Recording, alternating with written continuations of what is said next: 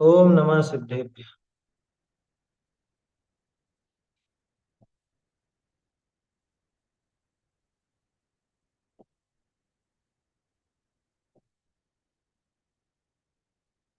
नमः श्रीवर्धमानाय निर्धूतकलिलात्मने सालोकानां त्रिलोकानां यद्विद्यादर्पणायते।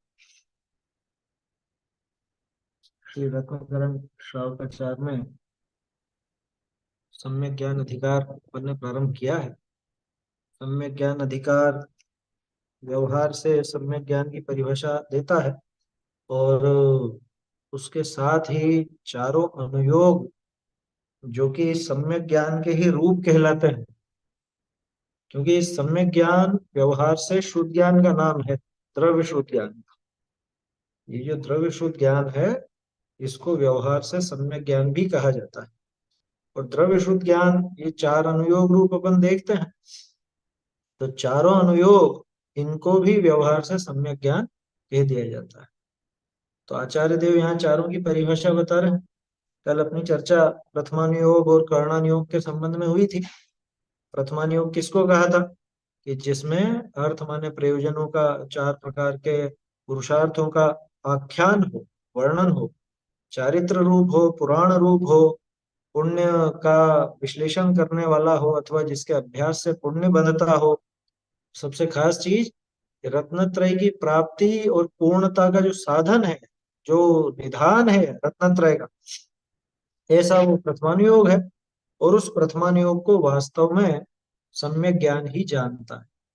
सम्यक ज्ञान नहीं हो तो प्रथमानुयोग को वो अपने विषय भोगों के पोषण का एक, समझ लीजिए, उसका प्रमाण बना लेता है।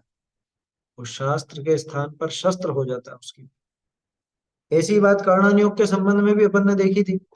कर्णानुयोग में क्या क्या बातें आई कि तीन लोक और तीन काल।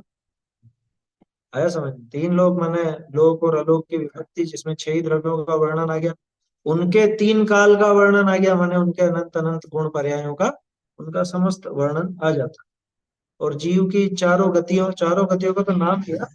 चार गतियों के साथ ही इसके जो 14 गुणस्थान हैं, जीव समास हैं, या और जो भी चीजें हैं जीव से संबंधित, वो सब इसमें शामिल हुई। वो बिल्कुल आदर्श के समान, यानी कि एक दर्पण के समान, यानी कि जैसी वो वस्तु है वैसा का वैसा ये परिणाम योग में दिखाया गया है। और इस बात को वो श्रुत ज्ञान जानता है। वह श्रुत ज्ञान कर्णान योग के माध्यम से ऐसा जानता है, अथवा यूं भी कह सकते हैं कि कर्णान योग को भी वही सम्यक ज्ञान जानता है। वो सम्यक ज्ञान ही कर्णान योग को जान सकता है। मिथ्या ज्ञानी तो पता नहीं क्या क्या निकालेगा वहां से। सम्यक ज्ञानी होगा वही उस कर्णान योग में छिपे हुए आत्म तत्व को देख पाएगा। ऐसा है। चलिए श्लोक बोल लेते हैं पीछे के, फिर अपन आगे की चर्चा बढ़ाएंगे।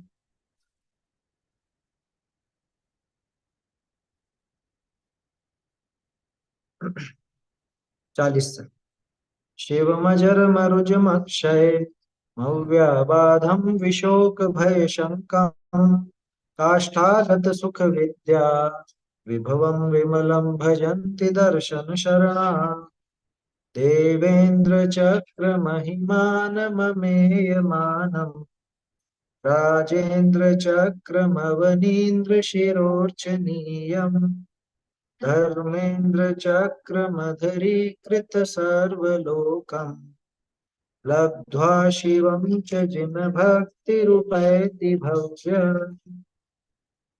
अन्यूनमनतिरिक्तम् याथा तथ्यं विना च विपरीतात् निस्सन्देहं वेद यदाहुस्तज्ज्ञानमागमिनः प्रथमानुयोगमर्थाख्यानं चरितं पुराणमपि पुण्यं बोधिसमाधिनिधानं बोधति बोधः समीचीनः लोकालोकविभक्तेर्युगपरिवृत्तेश्चतुर्गतीनां च आदर्शमिव तथा मति प्रवैति कर्णानुयोगं च। अब चरणानुयोग का स्वरूप सम्यक ज्ञान जानता है, ऐसा श्लोक द्वारा कहते हैं। इसमें सम्यक ज्ञान जानता है ऐसा, ये अतिरिक्त है। सदाशिव जी ने तो ऐसा लिखा था, अब चरणानुयोग का स्वरूप श्लोक द्वारा कहते हैं। चाहे तो उसको ब्रैकेट में लगा लीजिए। चरणानुयोग का स्वरूप यहाँ पे दिखा रहे हैं श्लोक में, और विशेष बात यह है कि चरणानुयोग का स्वरूप भी सम्यक ज्ञान ही जानता। जैसे कर्णानुयोग का स्वरूप सम्यक ज्ञान ने जाना, वैसे ही चरणानुयोग का स्वरूप भी सम्यक ज्ञान जानता है। ये चीज तो हर जगह लगा ना, जो चारों अनुयोगों को सही ढंग से सम्यक ज्ञान ही जान पाएगा। अगर वो सम्यक ज्ञान नहीं है तो चरणानुयोग उसके व्यवहाराभास का कारण बनेगा। बात समझ में आ रही? अगर उसको सही ढंग से ग्रहण नहीं किया तो वो चरणानुयोग उसके व्यवहाराभास का कारण बन जाता है। क्यों? क्योंकि चरणानुयोग को देख करके पढ़ करके उसको सिर्फ वो क्रियाकांड ही सूझता है। वो उसमें से अपने आत्म स्वरूप से संबंध घटित नहीं कर पाता सही ढंग से। आत्म स्वरूप में क्या इसका लाभ है, अपने स्वरूप के साधन में क्या लाभ है चरणानुयोग का, ये उसको समझ में नहीं आता। वो बस ये देखता है, ये कर लो, ये कर लो, ये कर लो, ऐसे ही उसके दिमाग में चलता है। ठीक है ना? तो चरणानुयोग का स्वरूप वास्तव में सम्यक ज्ञान ही जानने का, ऐसा श्लोक द्वारा कह रहे हैं। चरणानुयोग का स्वरूप भी इसी में आ जाए। गृह मेध्यनकाराण चारित्रोत्पत्ति वृद्धि रक्षांगम चरणानुयोग समयम सम्यक ज्ञानम विजानाति। गृह मेध्यनकाराण चारित्रोत्पत्ति वृद्धि रक्षांगम चरणानुयोग समयम सम्यक ज्ञानम विजानाति। बिल्कुल सीधा सा है। गृह मेध्य, गृह मेधी, गृह मेधी कहा जाता है घर में रहने वाले को। जो घर के आधार से रहता है, घर में स्थित है, उसे गृह मेधी कहा जाता है, गृह मेधी। और अनगाराणाम, अनगार, अनगार शब्द से तो परिचित होंगे। अगार माने घर, अनगार माने बेघर नहीं, जिसने घर छोड़ दिया वो। तो अनगार मुनिराज का शब्द है, मुनिराज के लिए आता है ना। सागार और अनगार, आगा सागार कहलाता है श्रावक गृहस्थ, और अनगार कहलाते हैं जिन्होंने घर बार छोड़ दिया, इसलिए महामुनिराज, उनको अनगार नाम दिया जाता है। एक ग्रंथ भी है, सागार धर्मामृत, अनगार धर्मामृत, पंडित आशाधर जी के द्वारा रचित है। अच्छा ग्रंथ चरणानुयोग का है वो भी। तो गृह मेध्य अनगाराणाम यानी कि ग्रह मेधियों के और अनगारों के चारित्र उत्पत्ति वृद्धि रक्षांगम, चारित्र की उत्पत्ति, चारित्र की वृद्धि और चारित्र की रक्षा, इसका वर्णन किसमें आता है? चरणानुयोग समयम। चरणानुयोग समय, समय का क्या मतलब? यहाँ समय माने शास्त्र। चरणानुयोग रूप शास्त्र में, चरणानुयोग के शास्त्र में इनका वर्णन है सम्यक ज्ञानम विजानत, उसको सम्यक ज्ञान जानता है। अथवा जो चारित्र की उत्पत्ति, किसके चारित्र की? ग्रह मेधियों के और अनगारों के चारित्र की उत्पत्ति, वृद्धि और रक्षा के अंग हैं, है ना।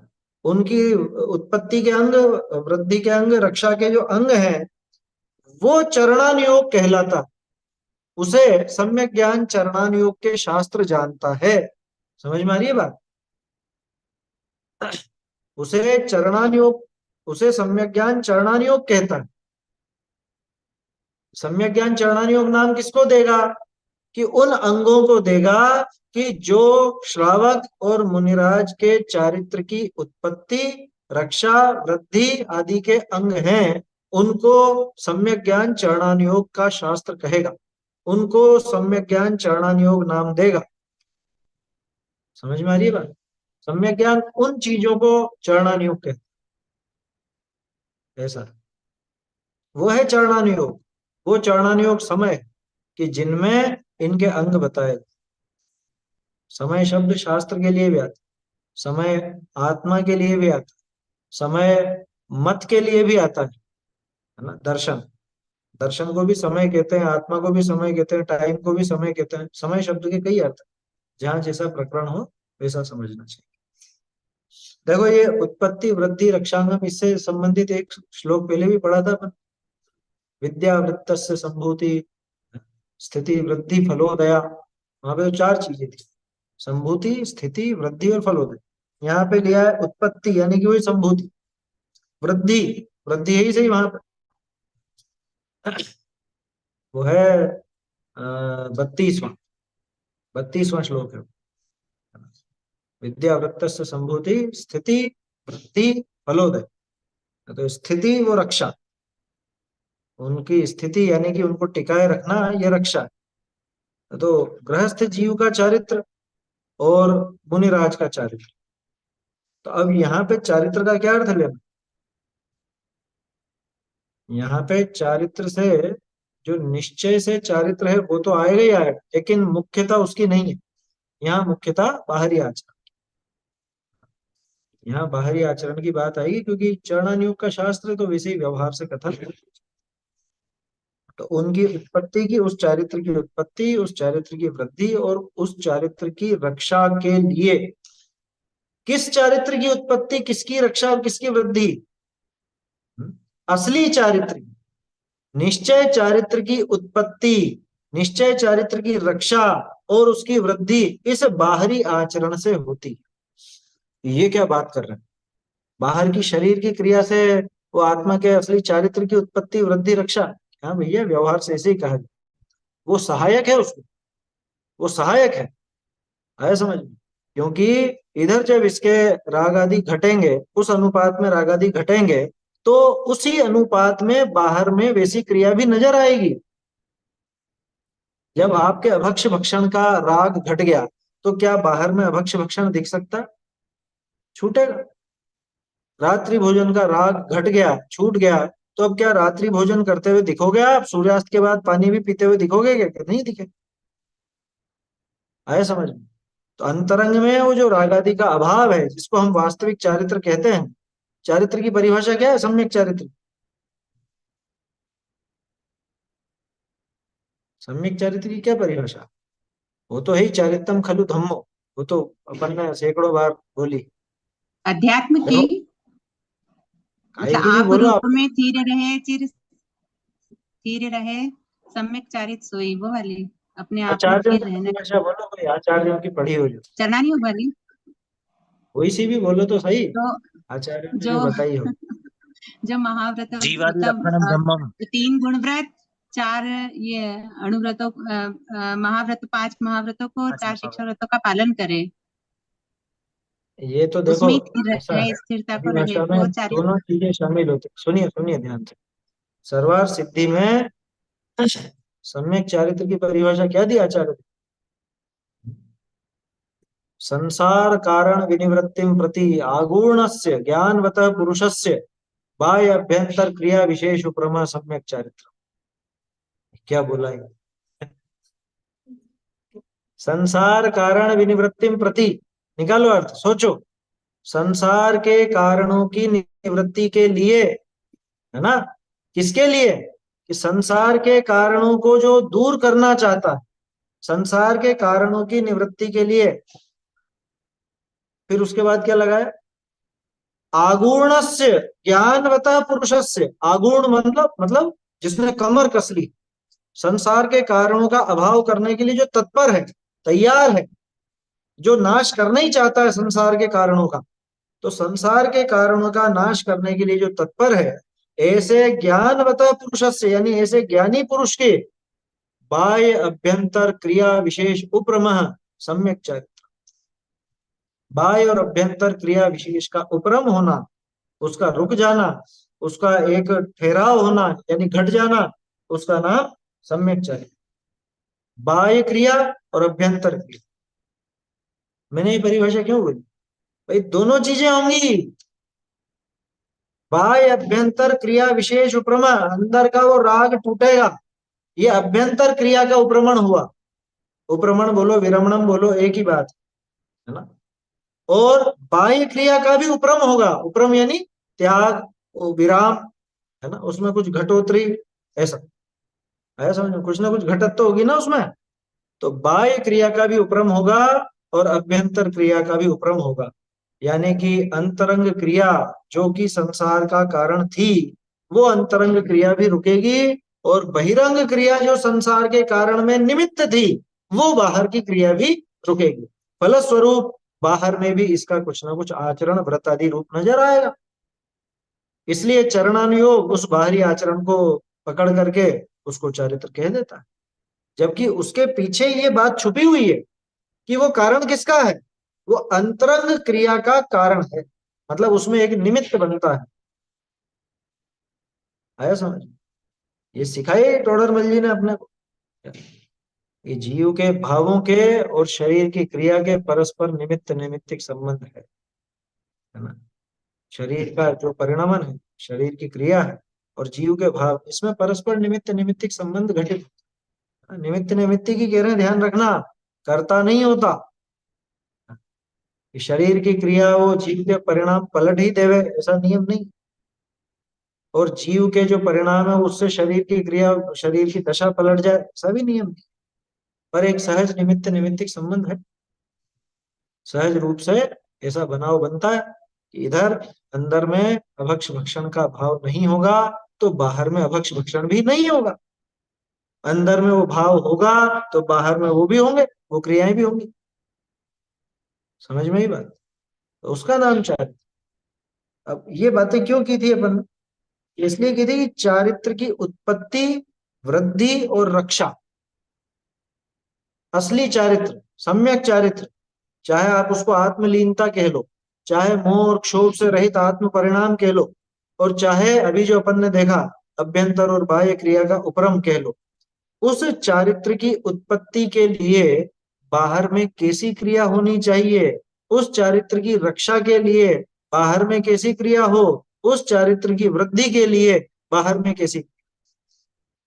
भाई यहाँ वो अंतरंग चारित्र बढ़ना है, तो इधर बाहर में वो श्रावक के व्रत अथवा मुनि के व्रत भी आ ही जाए। जिस अनुपात में बढ़ना है उस अनुपात में वो चीजें भी तो आएंगी ना, बाहर की वो क्रिया भी आएगी अपना। बोलो।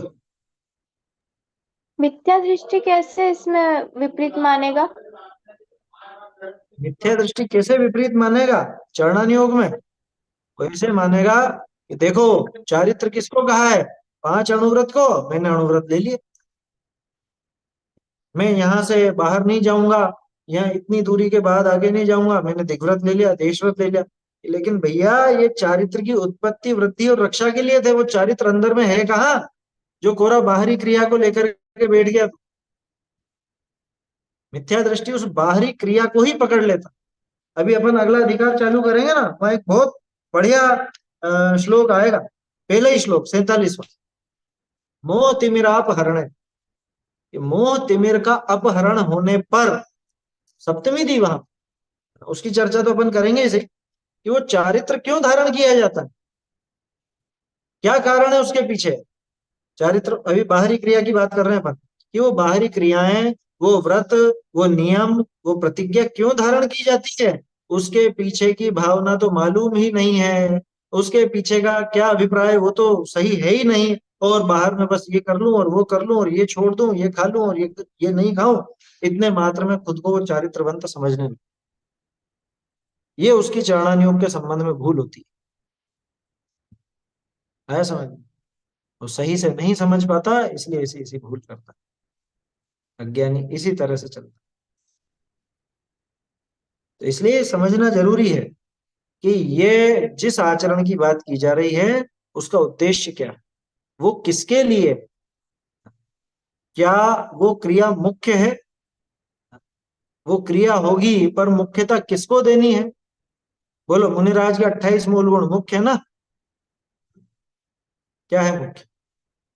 वो 28 मूल गुण किसके लिए थे? वो 28 मूल गुण वो अंतरंग में तीन कषाय चौकड़ी के अभाव रूप चारित्र की रक्षा और वृद्धि के लिए थे, है ना। भाई जैसे अपन देखेंगे अणुव्रत, गुणव्रत, शिक्षा व्रत, तो अणुव्रतों में वृद्धि के लिए गुणव्रत होते हैं, है ना। महाव्रतों की रक्षा के लिए समिति होती, तो उसकी रक्षा के लिए है ना वो।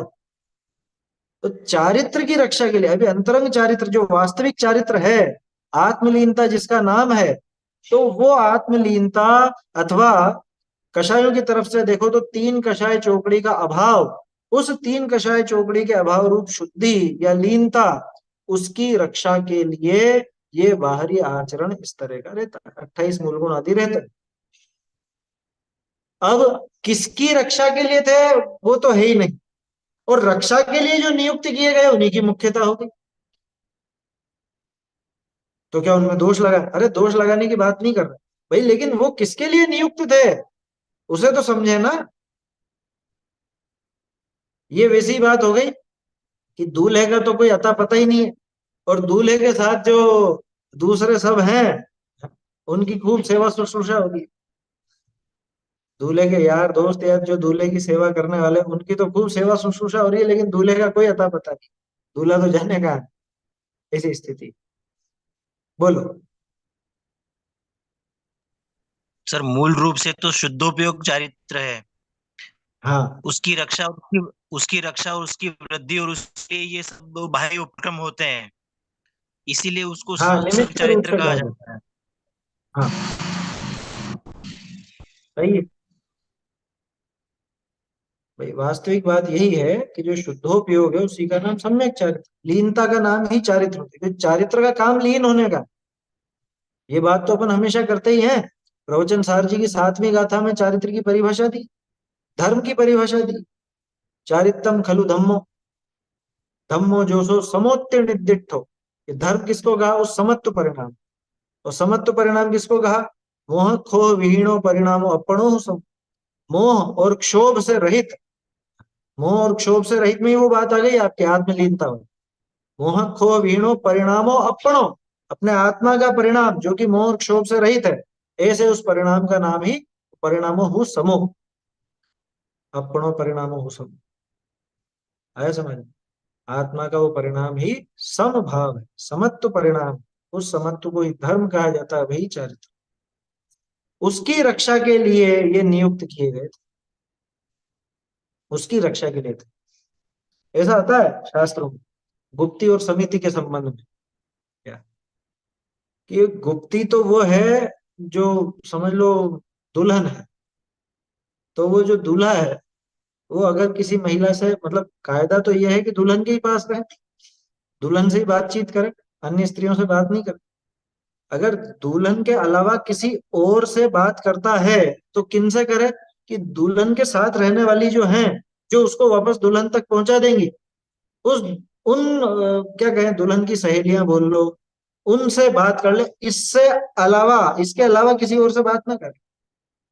यही है ना।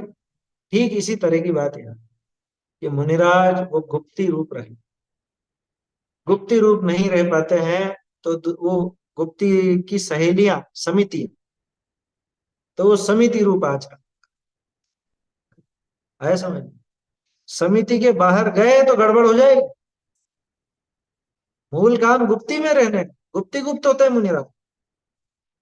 मोक्ष की सहेली, सही कह रहे हैं आप, मोक्ष की सहेली कही जाती है गुप्तियों को। और ये समितियां उस गुप्ती की सहेली, ऐसा है। तो ये तो असल में रक्षा के लिए है ना, ये उसकी रक्षा के लिए। वर के साथ अनवर होता, अनवर उर्दू शब्द नहीं कह रहा हूं, वर के साथ एक छोटे बच्चे को रख देते हैं, है ना, देखा होगा आप, उसको अनवर कहा जाता है, वर के साथ रहने वाला अनवर। तो वो उसके साथ चलता है। अब वो समझ में नहीं आती, पता नहीं क्यों चलता है, वो छोटा बच्चा क्या रक्षा कर लेगा उसकी? छोटे बच्चे का वो क्या रक्षा करेगा उसकी? समझ में आ रही है बात? लेकिन जैसे वो साथ में रहता है उसकी रक्षा के लिए, कायदा ये था कि उसकी रक्षा के लिए साथ में कोई ना कोई रहता, अकेला नहीं छोड़ा जाता। पहले ऐसा था शादी ब्याह में कि अकेला नहीं छोड़ते दूल्हे को या दुल्हन, उनको अकेला नहीं छोड़ा जाता। तो बस ऐसे ही ये समझना, तीन कषाय चोपड़ी के अभाव रूप जो शुद्धि है, उसके साथ में 28 मूल गुण होंगे ही होंगे। दो कषाय चोपड़ी के अभाव रूप जो शुद्धि है, उसके साथ में श्रावक के व्रत प्रतिमा इत्यादि होंगे ही होंगे। ऐसा होगा। एक कषाय चोपड़ी के अभाव रूप जो शुद्धि है, उसमें एक सामान्य श्रावक का आचरण होगा ही होगा, है ना। 7 व्यसन का त्याग, अष्ट मूल गुण इत्यादि, ये तो एक सामान्य से श्रावक की बात है। तो इतना तो नियम रूप होगा।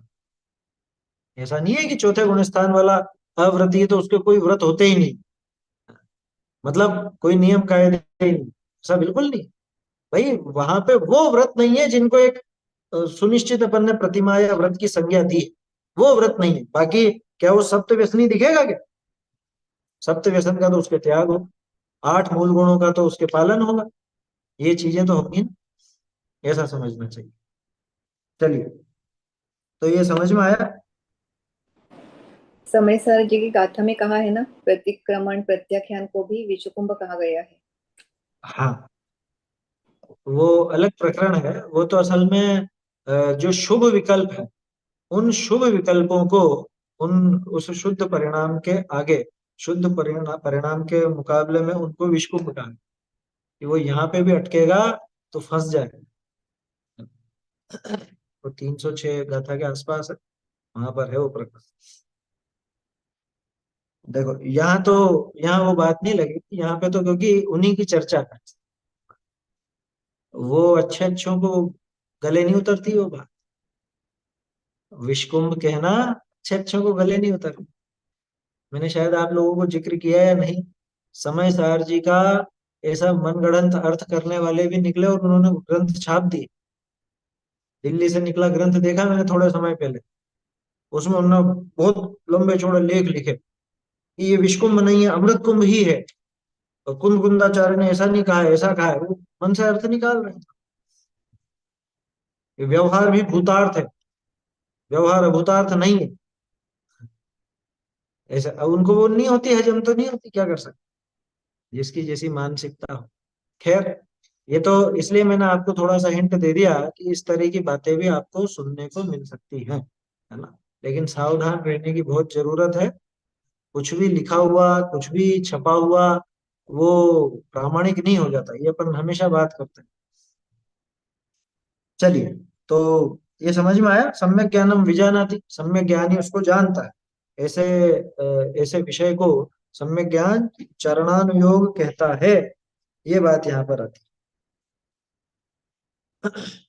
इसका अर्थ और भावार्थ पढ़ते हैं अपन।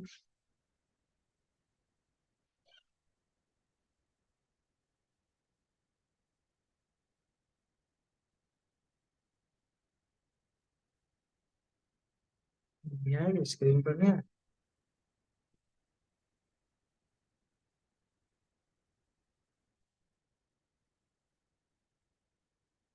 हम्म, हाँ यही से देखिए अर्थ। ग्रह में आसक्त है बुद्धि जिनकी ऐसे गृहस्थी, घर में आसक्त है जिनकी बुद्धि, बताओ। आसक्ति पड़ी है ना घर में, साथ साथ ही अर्थ देखते चलेंगे अपन, छोटा सा ही अर्थ है। ग्रह, ग्रह में आसक्त है बुद्धि जिनकी ऐसे गृहस्थी, और ग्रहते विरक्त होए, ग्रह का त्यागी ऐसे अनगार कहिए यति। ठीक है ना, यति बोलो या अनगार बोलो एक ही बात है। वो तो अलग प्रकरण में उनके नामों के हिसाब से अलग अलग अर्थ भी दिए जाते हैं, ऋषि मुनि यति अनगार, ये जो चतुर्विध संघ कहा जाता है, वहां जब ये 4 नाम आएंगे तो उनका अलग अर्थ रहेगा। सामान्य रूप से तो यति बोलो, मुनि बोलो, अनगार बोलो, हाँ, साधु बोलो, एक ही अर्थ होता है। इनके चरित्र जो सम्यक आचरण, बाहरी आचरण, ताकि उत्पत्ति और वृद्धि और रक्षा, इनको अंग कहिए कारण। अंग का एक अर्थ कारण भी होता है। इनका जो अंग है, यानी इनका जो कारण है, ऐसा कौन कि ऐसो चरणानुयोग सिद्धांत, समय शब्द आया था ना, चरणानुयोग संयम, ऐसा चरणानुयोग सिद्धांत ताही ताही सम्यक ज्ञान ही जाने है, उसको सम्यक ज्ञान ही जानता है। चरणानुयोग रूप सिद्धांत को अथवा चरणानुयोग के सिद्धांतों को वो सम्यक ज्ञान ही जाना करता है। भावार्थ, मुनि का और गृहस्थ का जो निर्दोष आचरण, ताकि उत्पत्ति का और दिन दिन वृद्धि होने का और धारण किया तिनकी रक्षा का कारण चरणानुयोग रूप ज्ञान ही। क्या कहा? चरणानुयोग रूप ज्ञान ही है, चरणानुयोग रूप शास्त्र नहीं। क्योंकि शास्त्र तो अलमारी में पड़े ही रहेंगे, लेकिन उसका ज्ञान नहीं होगा तो वो रक्षा कहां से होगी उस चारित्र की? वो शास्त्र निकल के तो कोई रक्षा करने नहीं आएंगे। उन शास्त्रों का चरणानुयोग का जो ज्ञान होगा वही वास्तव में उस चारित्र की रक्षा करने में समर्थ, गृहस्थ के चारित्र की भी और मुनिराज के चारित्र की भी। इसलिए चरणानुयोग के शास्त्रों का ज्ञान होना ही चाहिए। देखो, उनके रक्षा का कारण चरणानुयोग रूप ज्ञान ही है ना, स्पष्ट है ये बात। इसमें ठीक है। यहाँ तो अब देखिए, अब द्रव्यानुयोग का स्वरूप कहने को सूत्र कहे। इसमें तो इन्होंने इतना ही दिया। यहाँ पे अनुवाद में आपके लिखा है, अब द्रव्यानुयोग को जानने वाला भी सम्यक ज्ञान ही है, ऐसा श्लोक द्वारा कहते हैं। तो वो चीज तो खैर सभी जगह लगेगी, प्रथमानुयोग हो चाहे कर्णानुयोग चाहे चरणानुयोग चाहे द्रव्यानुयोग, उन सबको जानने वाला भी एकमात्र सम्यक ज्ञान ही है, ऐसा यहाँ पे श्लोक द्वारा बता रहे हैं। और सदाशिव जी ने तो लिखा था द्रव्यानुयोग का स्वरूप श्लोक द्वारा कहते। अगर आपको थोड़ा कुछ करना हो संशोधन तो द्रव्यानुयोग के आगे तो जोड़ लीजिए का स्वरूप, और को जानने वाला भी सम्यक ज्ञान ही है ऐसा, यहां तक ब्रैकेट बंद कर लीजिए। माने को से लेके ऐसा तक तो ब्रैकेट हो जाएगा, और उसके पहले द्रव्यानुयोग का स्वरूप ऐसा हो जाएगा। ठीक है ना? श्लोक बोलते हैं, जीवा जीव सुतत्वे।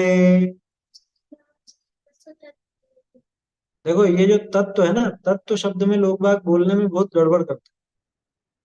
त आधा त और व ऐसा ही लिखा मिलता है ज्यादातर तत्व में, लेकिन ऐसा नहीं है। त आधा त फिर आधा त फिर व, ऐसे बनता तत्व। समझ में आई बात? दो आधे त हैं, लोग लिखते हैं या छापते भी हैं तो वो आधा एक ही आधा त छापते, तत्व, वो तत्व बन जाता तत्व। जबकि तत्व, तत्व दो शब्द हैं। तत्व यानी वह, त्व यानी उसका पना स्वरूप, ऐसे वो शब्द बना है। तत्व शब्द में दो शब्द गर्भित हैं, तत् प्लस त्व, तो उसको तत्व बोला जाता है, नहीं कि तत्व। तो जब तत्व नहीं बोल रहे हैं तो तत्व क्यों लिखता है? वहां तत्व है। ठीक है ना जी? यहाँ सुधार कर लीजिएगा, यहाँ पे भी गलत छपा है, आधा त और जुड़ेगा वो आधे त में। जीवा जीव सुतत्वे पुण्य पुण्ये च बंध मोक्षौ च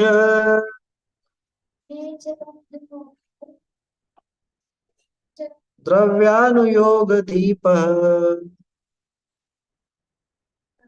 श्रुत विद्यालोकमातनुते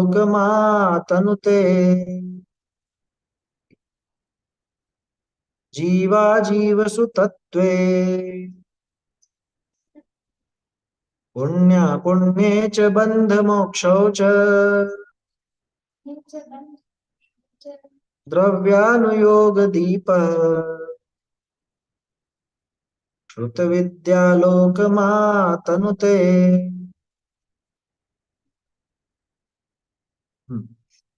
जीवा जीव सुतत्वे, जीव और अजीव रूप सुतत्व, द्विवचन का द्विवचन का प्रयोग है और द्वितीय विभक्ति है। पुण्य पुण्य, पुण्य और अपुण्य, अपुण्य माने पाप, है ना? देखो नए नए शब्द भी मिलेंगे अपने। पुण्य पुण्य, पुण्य और अपुण्य, च बंध मोक्षो च, और बंध और मोक्ष, तो सारे ही आगे है ना। नई पदार्थ आगे, ये नो कहाँ है? आश्रव कहाँ गया? अरे आश्रव ये सब पुण्य और पाप में शामिल हो तो गया, बंध की बात आ ही गई। मोक्ष, मोक्ष का ही छोटा रूप निर्जरा है, निर्जरा समर पूर्वक, सब गर्भित है। तो जीव और अजीव, सुतत्व, सु लगाया, अच्छे तत्व, अजीव भी अच्छा, अरे यहाँ अच्छे से आशय है, जैसा उनका स्वरूप है वैसा, है ना। वास्तविक जो तत्व है जगत में, अन्य मती तरह तरह के तत्व बताते हैं। कोई 25 तत्व कहता है, कोई 16 तत्व कहता है, कोई कितने कहता है, कोई कितने कहता है। तो वो सब झूठ है। जीवा जीव सुतत्व है। जीव अजीव आदि, यानी कि वो जो 7 तत्व है, 9 पदार्थ है, उनका अ, यथार्थ स्वरूप पुण्य पुण्य। देखो, जीव अजीव आदि की बात भी होती है, उसके अलावा पुण्य और पाप की बात भी होती है। बल्कि यूं कहना चाहिए पुण्य पाप और धर्म की बात भी होती है, क्योंकि द्रव्यानुयोग में, अध्यात्म में तो सारी बात आएगी ना। बंध मोक्षोच, और बंध के कारण, बंध के कारणों की चर्चा भी द्रव्यानुयोग में। और मोक्ष, मोक्ष के कारणों की चर्चा भी द्रव्यानुयोग। बंधन का विविध स्वरूप भी दिखाया जाएगा, मोक्ष का स्वरूप भी दिखाया जाएगा। इन सबको द्रव्यानुयोग दीपः, द्रव्यानुयोग रूपी दीपक, श्रुत विद्या लोक मात होते। श्रुत विद्या, वो जो भाव श्रुत ज्ञान है, श्रुत विद्या, विद्या माने ज्ञान, श्रुत विद्या यानी वो श्रुत ज्ञान, वो श्रुत ज्ञान इस द्रव्यानुयोग रूप दीपक को लोक मात अनुते, इस लोक में उससे प्रकाश करता है। अथवा श्रुत विद्या आलोकम, ऐसा भी अर्थ निकाला जाता है इसका, एक साथ मिला करके, श्रुत विद्या आलोकम आतनुते। कोई श्रुत विद्या के आलोक में ये द्रव्यानुयोग का दीपक प्रज्वलित होता है। समझ में आ रही बात? श्रुत विद्या के आलोक में, यानी श्रुत ज्ञान के आलोक में, सीधे शब्दों में कहें तो भाव श्रुत ज्ञान के अनुसार वो द्रव्यानुयोग का दीपक सब पदार्थों को, जीव अजीव को, पुण्य पाप को, बंध मोक्ष आदि को ये प्रकाशित करता है, सामने लाता है, यानी इनका सही सही स्वरूप का कथन करता है। द्रव्यानुयोग वो शास्त्रों में नहीं है, यहाँ है सारा का सब, है समझ। द्रव्यानुयोग के आधार से जो ज्ञान है उसको द्रव्यानुयोग कहा जाता है। जैसे भी अपन ने देखा था पीछे, वो चरणानुयोग के संबंध में भी बात आई थी। तो वो सम्यक ज्ञान के ही तो रूप है ये। वही सम्यक ज्ञान प्रथमानुयोग कहला रहा है, वही सम्यक ज्ञान करणानुयोग कहला रहा है, वही सम्यक ज्ञान चरणानुयोग भी कहला रहा है। और उसी सम्यक ज्ञान को, उस श्रुत विद्या को अपन द्रव्यानुयोग भी कह रहे हैं। कौन सी श्रुत विद्या? कि जो जीव अजीव के संबंध में निर्णय करने में लगी है, जीव बंध मोक्ष का निर्णय करने में लगी है, पुण्य और पाप की मीमांसा में लगी है, वो श्रुत विद्या, वो श्रुत ज्ञान, उस श्रुत ज्ञान को द्रव्यानुयोग नाम दिया जाता। अथवा द्रव्यानुयोग इन सब बातों का कथन करता है। दोनों बातें निकलती, तो द्रव्यानुयोग का स्वरूप भी यहाँ पे बता दिया गया, और वो द्रव्यानुयोग सम्यक ज्ञान के द्वारा जाना जाता है, या सम्यक ज्ञान ही वो द्रव्यानुयोग, ये बात भी इसमें शामिल। बोलो भैया। भाई साहब, ये शुद्ध ज्ञान के साथ भाव शब्द क्यों लगाया, मतलब? वो तो देखो अपन ने इसलिए लगा दिया क्योंकि द्रव्य शुद्ध ज्ञान शास्त्रों का नहीं है ना, और उनसे जो ज्ञान हो रहा है उसको अपन भाव शुद्ध ज्ञान कहते हैं। यहाँ पे आपको आत्मानुभव वाला भाव शुद्ध ज्ञान नहीं लेना। यहाँ पे भाव शुद्ध ज्ञान माने अपना शुद्ध ज्ञान, ऐसा।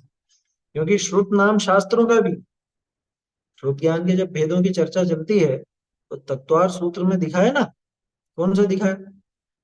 एक तो कहा श्रुतम अनिंद्रिय से, श्रुत ज्ञान को मन का विषय का, और फिर उसके बाद ये भी कहा श्रुतम मति पूर्वम द्वैनेक द्वादश वेदम। तो वहां उलझ जाते हैं बहुत से। बताऊं कैसे उलझते हैं?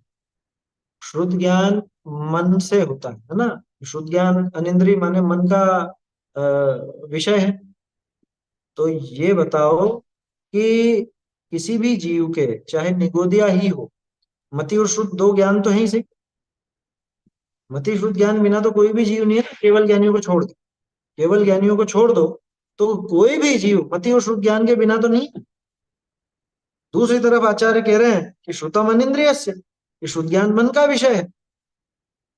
तो जिनके मन नहीं है, ऐसे निगोदिया, एक इंद्री, दो इंद्री, तीन इंद्री, चार इंद्री, असंगी, पंचेंद्री, क्या इनके शुद्ध ज्ञान नहीं है? क्या इनके शुद्ध ज्ञान नहीं चलता? तो फिर वो सूत्र गलत है क्या? श्रुतम अनिंद्रियस्य, कि वहां पे भाव शुद्ध ज्ञान की बात नहीं है, आत्म स्वरूप को जानने वाले भाव शुद्ध ज्ञान की बात नहीं है। तो किसकी बात है? ये श्रुत, ये जिनवाणी, इसको जानने वाले शुद्ध ज्ञान की बात है। ये ज्ञान मन वाले को ही, संगी जीव को ही। ये कैसे कह सकते हो आप ये बात? इसलिए कह सकते हैं क्योंकि उसके आगे जो दिया है, श्रुतम मति पूर्वम द्वैनेक द्वादश भेदम, द्वि अनेक द्वादश भेदम, दो भेद किए। दो भेद कौन से करे? अंग बाह्य और अंग प्रविष्ट। तो अंग बाह्य के अनेक भेदम और अंग प्रविष्ट के द्वादश भेदम। तो जो द्वादशांग शुद्ध ज्ञान है और अंग बाह्य का भी जो अनेक भेद किए, वो कौन से शुद्ध ज्ञान की बात की? कि वो जिनवाणी रूप शुद्ध ज्ञान की बात। इसलिए श्रुतम अनिंद्रियस्य में मन का विषय शुद्ध ज्ञान है, ये बात शास्त्रों के लिए लगा। जैन शासन जो द्वादशांग आदि में बटा हुआ, उसके लिए लगा, उस शुद्ध ज्ञान की बात वहां, है ना। इसलिए अपन यहाँ पे जो भाव शुद्ध ज्ञान कह रहे हैं बार बार, तो भाव शुद्ध ज्ञान माने जीव का वो ज्ञान, बस उतना लेना, क्योंकि शास्त्रों को द्रव्य शुद्ध नाम दिया जाता है। बोलो। तो जो एक इंद्रिय से चार इंद्रिय के जो जीव है, जो जिनको शुद्ध ज्ञान है, तो वो कैसे है? मतलब शक्ति रूप में है या प्रकट रूप में नहीं है? प्रकट है ना, प्रकट है, क्यों नहीं है प्रकट? तो वो द्रव्य भाव, मतलब वो अरे किसमें चींटी, कैसे? चींटी आपकी मिठाई खाना आती है कि नहीं आती है? आती है ना। ये शुद्ध ज्ञान के कारण, उसके सामने उंगली रख दोगे तो एकदम भागती है कि नहीं भागती? ये शुद्ध ज्ञान के कारण। क्योंकि मति ज्ञान से तो क्या जाना, मति ज्ञान में तो गंध आई, खुशबू आई उसकी मिठाई, आंखें तो होती नहीं चींटी के, है ना। तो उससे तो सिर्फ गंध आई, तो गंध का जो ज्ञान हुआ वो मति ज्ञान। इसके आगे शुद्ध ज्ञान चलता है कि ये अपने काम की चीज है, इसमें अच्छा लगेगा, ये स्वादिष्ट है, अथवा ये अपने पोषक है, जो भी उसका चलता हो विचार, वो शुद्ध ज्ञान के माध्यम से चलता है, वो तो वहां पहुंचे। निगोदिया में कैसे घटित करेंगे फिर निगोदिया शुद्ध में ज्ञान? कैसे घटित करते हैं? उसमें भी उसको समझ लो कि जो भी पीड़ा हो रही है, अब अपन कल्पना नहीं कर सकते, लेकिन जो भी पीड़ा उसको हो रही है, उस पीड़ा को प्रथमतया तो मति ज्ञान पूर्वक जानता है। और उसमें कि अरे इससे तो बहुत दुख है, इसकी वजह से मैं दुखी हूँ, इसके कारण दुखी हूँ, जो भी उसको चलता हो, क्योंकि एक तो अल्प भी बहुत, आयु भी बहुत अल्प है उसकी, और दूसरा ज्ञान भी इतना हीन है। तो अपन वास्तव में कल्पना नहीं कर सकते कि किस तरह से उसका वो ज्ञान चलता है। लेकिन मति ज्ञान पूर्वक जानने वाला वो शुद्ध ज्ञान होता है, तो मति ज्ञान पूर्वक जानते ही है, समझ में। चींटी आपको हाँ। उंगली देख करके भागी, तो उंगली का जो ज्ञान हुआ वो सामान्य मति ज्ञान, और ये अपने लिए खतरा है, ये शुद्ध ज्ञान। ये जो बिना मन वालों के जो ज्ञान होता है, इस शुद्ध ज्ञान का नाम क्या बोला आपने, क्या बताया क्या? शुद्ध ज्ञान ही नहीं होता। स्वात्मा नहीं, नहीं नहीं, अभी आपने जो जैसे शुद्ध ज्ञान में क्या, ये जो हमारा ज्ञान है आत्मानुभव पूर्वक है क्या? उनके नहीं लिए बताया ना नहीं ऐसा कि उनके आत्मानुभाव भाव तो है ना? नहीं है। नहीं नहीं, कुछ नहीं। आत्मानुभव कैसे उनके? भाई शुद्ध नहीं ज्ञान वही। सामान्य शुद्ध ज्ञान है, सामान्य शुद्ध ज्ञान है। मति ज्ञान पूर्वक जानी हुई वस्तु के संबंध में विशेष जानना, वो शुद्ध ज्ञान का काम है। वो है प्रत्येक जीव के, केवल ज्ञानियों को छोड़ के, है ना। केवल ज्ञानी नहीं है तो मति ज्ञान शुद्ध ज्ञान तो सभी के है। अकेला तो केवल ज्ञान ही होता है, बाकी कम से कम दो ज्ञान तो रहेंगे ही रहेंगे, मति और श्रुत, है ना। है समझ में। और वो आत्मानुभव जिसको अपन भाव शुद्ध ज्ञान कहते हैं, वो तो ज्ञानी जीव के, सम्यक ज्ञान, वो सबके नहीं, है ना। भाई अध्यात्म में भाव शुद्ध ज्ञान नाम दिया जाता है आत्मानुभव। यहाँ अपन भाव शुद्ध ज्ञान व्यवहार से कह रहे हैं, इसको किसको? इन शास्त्रों के आधार से जो सही ज्ञान हुआ उसको अपन भाव शुद्ध ज्ञान कह रहे हैं। शास्त्र हो गए द्रव्य शुद्ध, और शास्त्रों के आधार से जो समीचीन ज्ञान हुआ वो हो गया भाव शुद्ध। भाव शुद्ध। ये आत्मानुभव वाला भाव शुद्ध नहीं, ध्यान रखना। यहाँ अध्यात्म की परिभाषा नहीं लगेगी भाव शुद्ध। यहाँ पे भाव शुद्ध माने अपना शुद्ध ज्ञान, और द्रव्य शुद्ध माने जिनवाणी, ऐसा, ठीक है ना। इतना मात्र लेना। ठीक है एक तो प्रश्न रहेगा जो ये सम्यक्त की बात करी, तो ये चरणान योग में लेंगे क्या ये वाली बात, जो सम्यक्त के 8 अंग 8 मदों का त्याग है, 6 अनायतन 3, ये जो 15 बात, ये 15 प्रकार का, तो ये जो सब बातें हैं ये चरणान योग का विषय में आएगी क्या? चरणान योग में तो है ही। सम्यक्त के 25 अंग जी, क्या बोलते हैं, क्या बोला, सम्यक्त के 25 25 दोष, 25 दोष, दोष, है ना, ये चरणान योग सम्यक में ही दर्शन आएगा ना ये वाला विषय? चरणान योग का ही विषय है, सम्यक दर्शन, देखो क्या है सम्यक दर्शन, किसका विषय? इस सम्यक दर्शन तो चारों ही अनुयोगों का विषय। और सम्यक दर्शन के संबंध में बात क्या की जा रही है? सम्यक दर्शन के संबंध में जब आत्मानुभव संबंधी चर्चा होगी, वो जाएगी अध्यात्म। अध्यात्म में, द्रव्यानुयोग। सम्यक दर्शन के संबंध में कर्मों की क्या दशा बैठती है, वो बात होगी, वो जाएगी कर्णानुयोग, है ना। सम्यक दर्शन के जैसे अभी 25 दोषों की बात की, 8 अंग आदि की बात की, वो जाएगी चरणानुयोग। चरणानुयोग। ऐसा जी। वैसे समझना चाहिए। कोई भी विषय किसी एक अनुयोग का नहीं होता, उसके संबंध में बात क्या चल रही है, उसके आधार पर मालूम पड़ता है कि कौन से अनुयोग में जा रही है। जैसे जीव कौन से अनुयोग का विषय है, चारों ही अनुयोग में जीव का वर्णन किस ढंग से किया गया है उस पर निर्भर करता है। अनुयोग की परिभाषा क्या दी टोडर में? जिनागम की व्याख्यान करने की पद्धति, कथन करने की पद्धति को अनुयोग कहते हैं। वस्तु कोई अनुयोग से बंधी हुई नहीं है, उसका कथन किस पद्धति के अनुसार किया जा रहा है उसका नाम अनुयोग। कोई वस्तु ऐसी बंधी हुई नहीं। चलिए, हो गया ना, ये श्लोक की बात तो हो गई। अर्थ और भावार्थ पढ़ते हैं अपन, छोटा ही है इसका भी।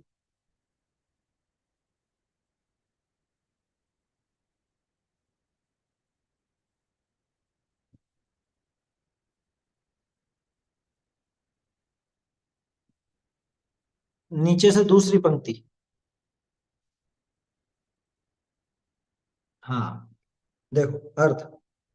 यो द्रव्यानुयोग नाम दीपक यो द्रव्यानुयोग नाम दीपक है, सो जीव और अजीव ये दोए जे निर्बाध तत्व। देखो सुतत्व का अर्थ क्या क्या? निर्बाध, जिसमें कोई बाधा नहीं डाल सकता, उसको कहा सुतत्व। अन्य मत के कहे हुए तत्व कुतत्व, क्यों? क्योंकि उसमें बाधा आ जाती, प्रमाण से बाधित हो जाते हैं वो। और जिनागम में कहे हुए वो सुतत्व, क्यों? क्योंकि उनमें बाधा नहीं है। तो सुतत्व शब्द का अर्थ समझना, निर्बाध। जीव और अजीव ये दो जे निर्बाध तत्व, तिनने और पुण्य पाप ने और बंध मोक्ष जे हैं, तिनने भाव शुद्ध ज्ञान रूप प्रकाश प्रकाश जैसे होए तैसे विस्तारत है। यानी कि प्रकाश की तरह उसका विस्तार करता है, फैलाता है। सरल भावार्थ, द्रव्यानुयोग नाम दीपक ऐसा है, द्रव्यानुयोग नामा दीपक ऐसा है जो बाधा रहित जीव अजीव का स्वरूप को और पुण्य पाप को और कर्म के बंध को और कर्म ते छूट जाने को आत्मा में उद्योत हो जाए तैसे विस्तार करी दिखावे। अब देखो ये प्रकाश का एक अलग अर्थ किया कि आत्मा में वो चीज प्रकाशित हो जाए, आत्मा में उद्योत हो जाए, ऐसा उजाला अपने अंदर ही हो जाए कि वो सब चीजें बराबर दिखने लगे। ऐसे, ठीक है ना, सरल है तो इसमें मेरे ख्याल से कोई ऐसी कठिनाई वाली बात नहीं। ऐसे 4 अनुयोग रूप शुद्ध ज्ञान का स्वरूप वर्णन किया।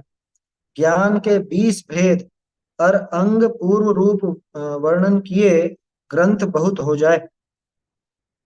ज्ञान के 20 भेद होते हैं कुछ अलग ढंग के, तो वो सबका वर्णन करने पर, वैसे तो और बहुत होता है, जैसे मति ज्ञान के 336 भेद अपन देखते हैं, शुद्ध ज्ञान के भी अलग अलग भेद देखते हैं। ज्ञान के 20 भेद मालूम कौन सा? वो सत प्ररूपणा इत्यादि, वो 20 है ना, 20 प्रकार की वो प्ररूपणा है, वो कर्णानुयोग का विषय। वो भारी है बात थोड़ी सी, सत संख्या क्षेत्र स्पर्शन काल अंतर भाव अल्प बहुत, और वो सब बहुत सारी चीजें चलती है उसमें। तो वो ज्ञान के 20 भेद उनका वर्णन करेंगे। तो और अंग पूर्व रूप वर्णन किए, अंग और पूर्वों का वर्णन अपने आप में बहुत विस्तृत है कि एक एक अंग में कितने कितने पद और एक पद में कितने अक्षर होते हैं, वो संख्याएं बड़ी भारी पड़ती हैं। फिर उसके बाद अंग, अंग के बाद फिर 12 अंग के, वो 12वें अंग के 14 पूर्व, उन सबके बहुत ज्यादा विस्तार हो जाए, ग्रंथ बहुत हो जाए, इसलिए उसका वर्णन नहीं किया, संक्षेप में यहाँ पे बता दिया। इति श्री स्वामी समंत भद्राचार्य विरचित रत्न करंड श्रावकाचार के मूल सूत्रनी की देश भाषामय वचनिका विषय सम्यक ज्ञान का स्वरूप वर्णन नाम द्वितीय अधिकार समाप्त भया। ये दूसरा अधिकार यहाँ पे पूरा हो जाता है। ठीक है, दूसरे अधिकार में मात्र 5 श्लोक है, और सरल है, कोई ऐसे कठिन नहीं। अब वैसे सब सरल ही आए, पहले भी सरल ही थे, लेकिन बीच बीच में प्रकरण वैसा आ जाता था। अब बाहरी क्रिया की मुख्यता से वर्णन आएगा, इसलिए सब सरल है। बीच में और भी कुछ बातें आएंगी तो वहां विस्तार से सदाशिव जी खुद ही वर्णन करेंगे। ये गाथा श्लोक पाठ जो अपन करते हैं वो इसलिए करते हैं कि आप लोगों को श्लोक याद होए। याद कीजिएगा सभी, मैं नहीं पूछ रहा हूँ किसी से भी, लेकिन याद कीजिए। हो जाने जैसे कोई बड़े तो नहीं है, नहीं, छोटे छोटे से श्लोक। बोलो। ये 12 अंग और 14 पूर्व जो है वो मतलब पढ़ाई है ना, जो हम लोगों ने अनादिकाल से कर ली है लेकिन आत्मा अनुभव नहीं किया, वही होते हैं ना। 14 पूर्व की तो बात होती नहीं है, 11 अंग और 9 पूर्व तक की बात फिर भी हो जाती है समझ में। वो सब विस्तार है, बहुत विस्तार है जिनागम का, वो सब उसमें शामिल है ना। और मतलब पढ़ाई। पढ़ाई क्या कहें उसको, अपन पढ़ाई थोड़ी ना है वो तो। जिनागम है, कह लो पढ़ाई कहना हो तो, लेकिन वो कोई ऐसी पढ़ाई नहीं है। ये कोर्स कर लिया अपन ने, हाँ, ये हो गया, हमने 12वीं कर ली तो 12 अंग जैसे 12वीं हो गई, ऐसा ऐसा नहीं है। ये पहला अंग हो गया तो पहली हो गई, ऐसा नहीं है। वो तो पूरा बहुत बहुत विस्तार है उसका, बहुत ज्यादा। और 11 अंग 9 पूर्व में ऐसा कह सकते हैं ना, मतलब हम लोगों ने शास्त्र भी पढ़े हैं और सीए और एलएलबी ये सब भी किया है, वो आ जाता है ना 11 अंग 9 पूर्व में। ये सब चीजें तो जरा जरा सी हैं, तो लौकिक विद्याएं हैं, जैसी जैसी जरूरत पड़ती है लोग विकसित करते जाते हैं। आया समझ में। आप तो यूं समझ लो, जैसे अपने जितने भी अध्यात्म के ग्रंथ हैं, समय सार, प्रवचन सार, नियम सार आदि, ये सब किसी एक अंग के, किसी एक पूर्व के, उसमें भी बहुत बहुत प्रावृत होते हैं। 12 12 प्रावृत होते हैं, और एक एक प्रावृत में 20 20 वस्तु अधिकार होते हैं। समझ में ही बात। उसमें से किसी एक वस्तु अधिकार के हिस्से हैं ये बड़े बड़े ग्रंथ। ये द्वादशांग मामूली चीज नहीं है। हमारे जितने भी ये प्रकाशित ग्रंथ हैं, और अप्रकाशित ग्रंथ भी जितने भी रहे हों, जो भी जिनवाणी कहलाती है, वो सब एक अंग के, एक पूर्व के, एक जरा से वस्तु अधिकार के अंदर शामिल है। इतने विस्तृत है। इसलिए पढ़ाई वढ़ाई वाली बात नहीं है ना। ये कोई पढ़ाई करने से नहीं आ जाती।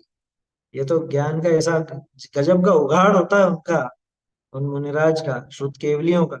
उनको ही ये विशेष रूप से ऐसी उपलब्धि होती है। वो द्वादशांग के पाठी होते हैं, वो साक्षात जो गणधर आदि हैं उनसे सीखते हैं और उसका पाठ कर लेते हैं। छोटी मोटी चीजें नहीं है। आपकी दुनिया भर की किताबें मिला लो ना, वो सब मिलकर के भी द्वादशांग का मतलब एक छोटा सा ही अंश होगा, ऐसा समझ।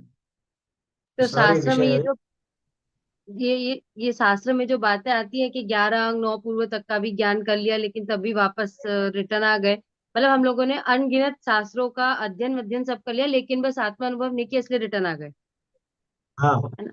ये पक्का मानना, आत्मानुभव नहीं किया इसीलिए भटक रहे हैं अभी तक। आत्मानुभव कर लिया होता तो यहाँ बैठ के बातें नहीं कर रहे होते, सिद्धों के साथ रहते। हाँ, वो है भी नहीं, प्रत्येक जीव ने ऐसा किया हो ऐसा भी नहीं लेना। तो एक सामान्य कथन है, क्योंकि अ, अपन जो पंच परावर्तन आदि की बात करते हैं उस हिसाब से कहते हैं, सामान्य कथन है। लेकिन कि प्रत्येक जीव वहाँ 11 9 पूर्व का पाठी हुआ हो, ऐसा नहीं समझ। बोलिए।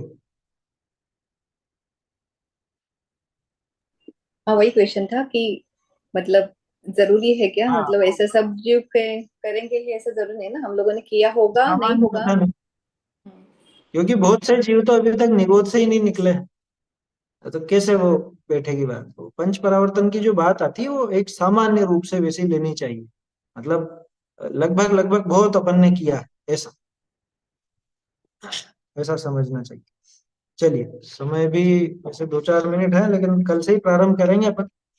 तीसरा, एक बार फिर अणुव्रत से अधिकार। बता दो ना, भाव क्या श्रुत वाला एक बार फिर से बता दो ना। भाव श्रुत का क्या? द्रव्य श्रुत मतलब तो आपने जिनवाणी बताई जो है अपनी द्वादशा, वो तो भाव श्रुत में मतलब ऐसा ले सकते हैं कि जिनवाणी का जो भाव है वो भाव श्रुत हुआ, ऐसा कुछ। जिनवाणी के भाव को समझ करके अपने जो सम्यक ज्ञान हुआ उसको भाव श्रुत कहेंगे। है ना? द्रव्य श्रुत के आधार से जो हमारे भावों में सम्यकपना आया वो भाव श्रुत, ऐसा नहीं। भाव श्रुत ज्ञान माने अपना वो सम्यक श्रुत ज्ञान, उसको भाव श्रुत ज्ञान कहेंगे। कहाँ पे द्रव्य श्रुत भाव श्रुत की चर्चा चले तो द्रव्य श्रुत में जहाँ पे जिनवाणी को लिया जा रहा है वहां।